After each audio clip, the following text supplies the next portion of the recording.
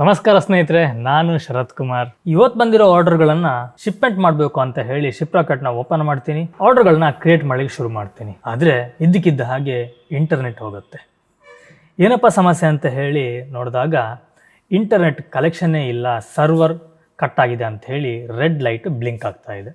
ಏನಪ್ಪ ಇದು ಗ್ರಾಚಾರ, ಇನ್ನೇನೋ ಟೈಮ್ ಮುಗಿತಾ ಬಂತು, ಇವತ್ತಿನ ಆರ್ಡರ್ಗಳನ್ನ ಶಿಪ್ಮೆಂಟ್ಗೆ ಕ್ರಿಯೇಟ್ ಮಾಡಬೇಕು, ಪಾರ್ಸಲ್ನ ಪಿಕಪ್ ಮಾಡಿಸ್ಬೇಕು ಅಂತ ಹೇಳಿ ನೋಡ್ತಾ ಇದ್ದೆ. ಆದರೆ ನಮ್ಮ ಮನೆ ಹತ್ತಿರ ಕರೆಂಟ್ ಕಂಬದ ಕೆಲಸ ನಡೀತಾ ಇತ್ತು. ಕಂಬಕ್ಕೆ ಹಾಕಿದಂತಹ ಈ ಕೇಬಲನ್ನು ಕಟ್ ಮಾಡಿದೆ. ನಾನು ಯೂಸ್ ಮಾಡುವಂಥದ್ದು ಡಿನೆಟ್ ಅವರ ಫೈಬರ್.